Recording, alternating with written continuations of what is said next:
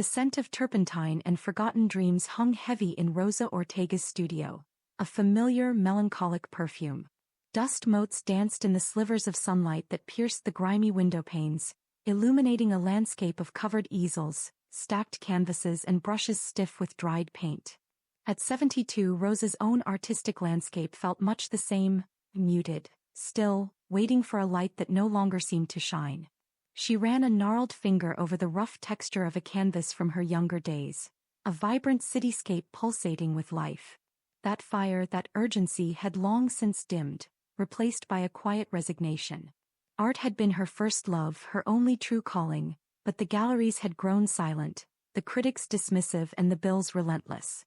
Eventually, the joy had calcified into a bitter knot, and the brushes had been laid down, one by one like fallen soldiers. Now her life was a quiet routine of herbal tea, crossword puzzles and the occasional phone call from her niece. The shrill ring of her ancient landline startled her. It was Maria, a vivacious woman Rosa had known since their painting collective days, now years ago. Maria, ever the community activist, ran the local outreach center, the Bright Start. Rosa. Just the woman I needed to catch.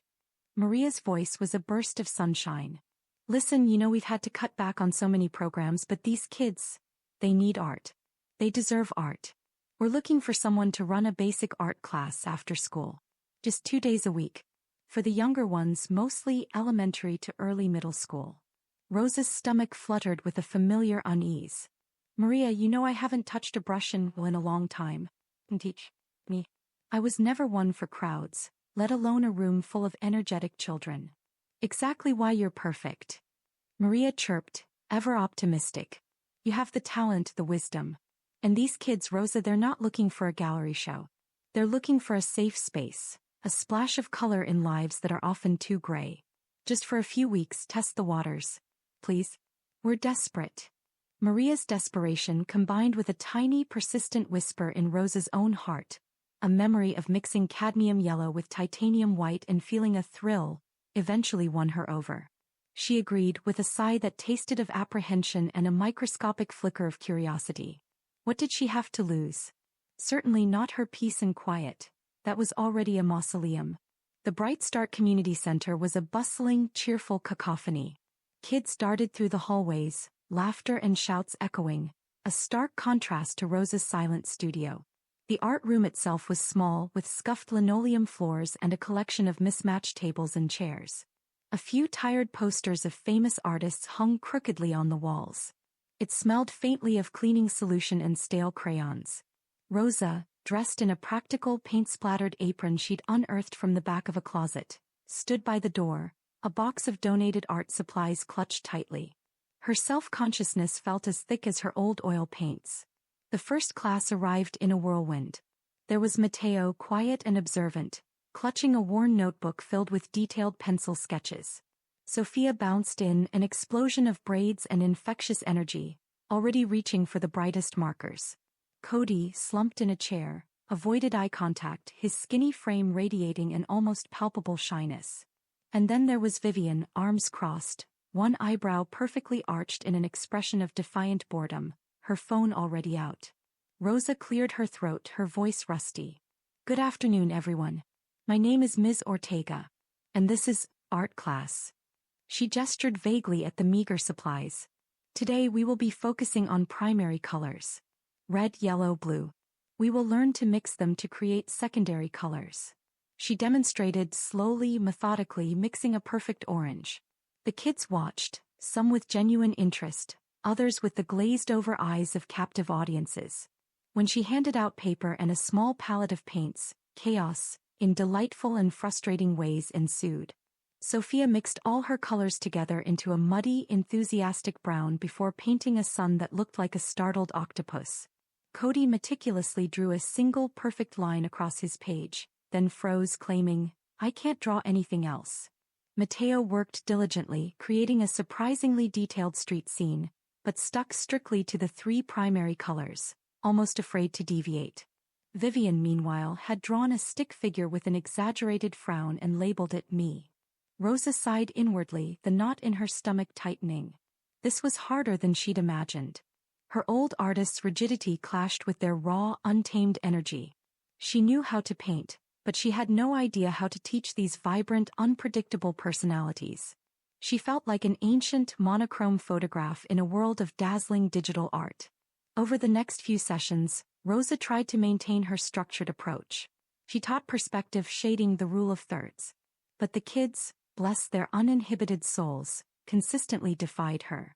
Sophia's trees were purple, Cody's clouds were square, and Vivian's assignments invariably contained a hidden, sardonic comment. One afternoon Matteo, usually so quiet, approached her with his notebook.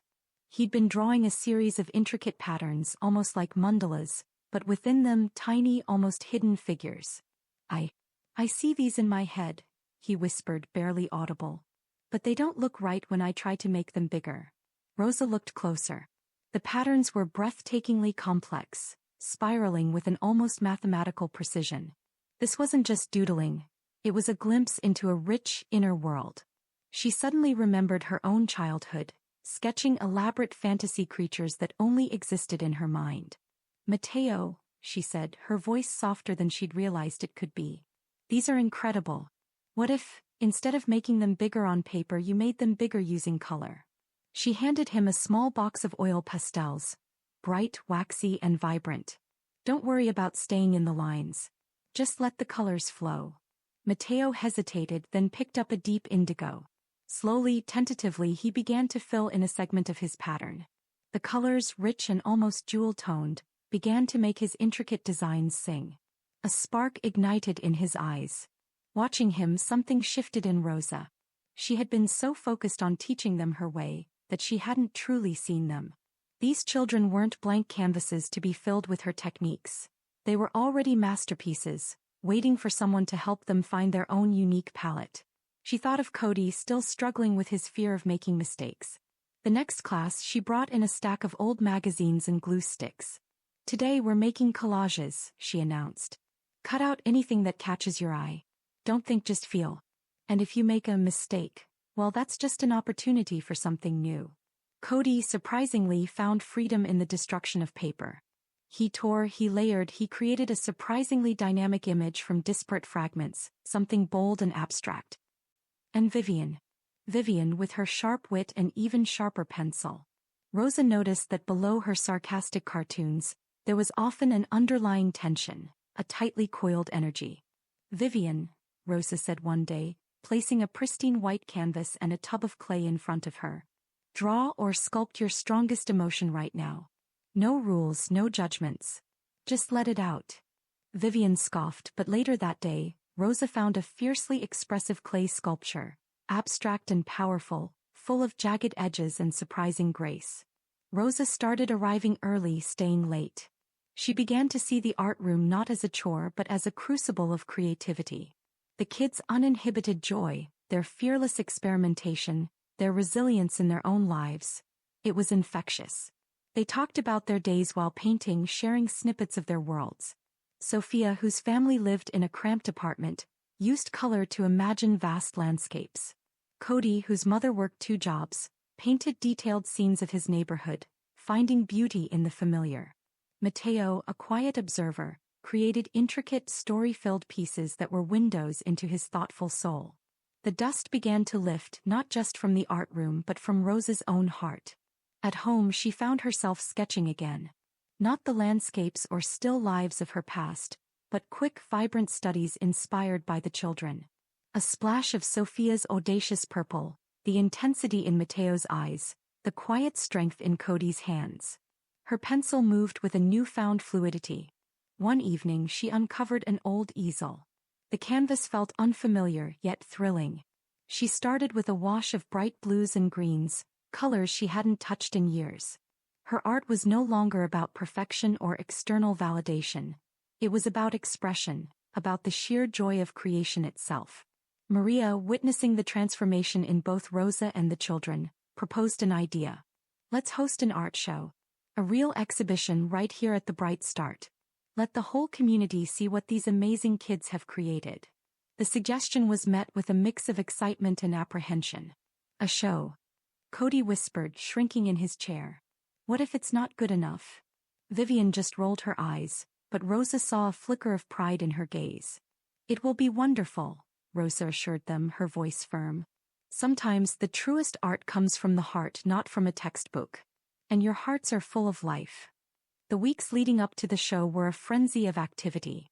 Resources were scarce, but Rosa, now brimming with purpose, became a master scavenger. She found discarded frames, repurposed old fabric scraps for backings, and even convinced a local hardware store to donate some wood for display stands. She taught them about presentation, about framing their work, about signing their names with pride. There were still challenges. Cody's family faced eviction and his attendance dipped, his usual shyness deepening into despair. Rosa spent an afternoon talking to his mother, offering support and simply reminding Cody that his art was important. He eventually returned, creating a powerful piece depicting a tiny, vibrant flower pushing through concrete, a testament to his own resilience. Vivian, surprisingly, became a quiet leader, helping the younger kids with their projects, her sarcastic comments now laced with genuine encouragement. As the date of the show approached, Rosa worked late into the night in her own studio. She had started a new painting, her first large-scale piece in decades.